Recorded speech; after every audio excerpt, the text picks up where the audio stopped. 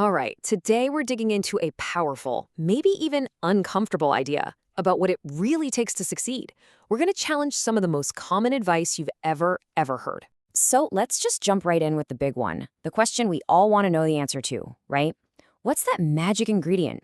Is it talent, luck, who you know, or just, being in the right place at the right time?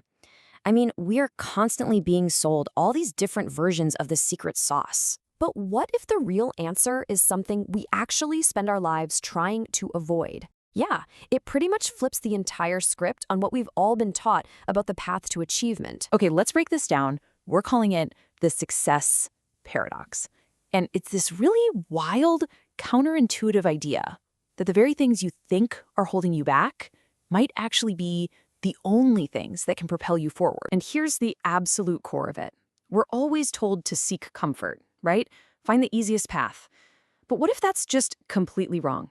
What if hardship, and I'm talking about the struggle, the rejection, the failure, what if it isn't just a part of the journey? What if it is the journey?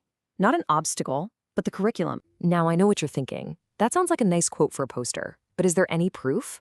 Well, let's look at one of history's most staggering examples.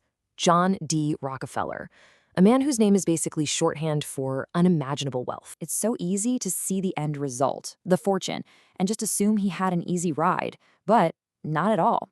His story actually began with crushing poverty and just relentless rejection. This was not a journey of privilege. It was a journey forged in struggle. And this quote just brilliantly nails the entire point. Rockefeller himself connected the dots. He didn't say I succeeded despite the struggle. He said he was grateful for it. Think about that for a second.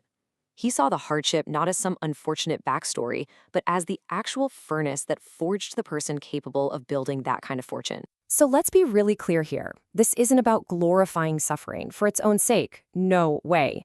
It's about understanding what that suffering can produce. It's about forging character, and that is the real engine behind success. This is such a critical distinction. Look, plenty of people face hardship and are broken by it. So adversity is not some automatic ticket to success. The magic isn't in the event itself, it's in our response.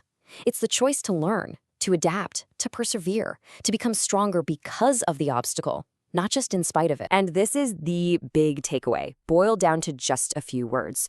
The money, the success, the achievement, that's all secondary. It's an outcome. The primary goal, the thing that actually creates that outcome, is the development of your character. Things like resilience, discipline, vision, those aren't things you're born with. They're things you build in the face of difficulty. Okay, this brings us to the final and maybe the most provocative part of this whole idea. What if you don't have to wait around for life to throw a crisis at you? What if you could harness this power intentionally? This might be the most challenging concept of all: deliberate suffering. It means you move beyond simply enduring the hardships that find you, and you start actively seeking out challenges for the sole purpose of growth. It's choosing the hard path on purpose. So how does this actually work?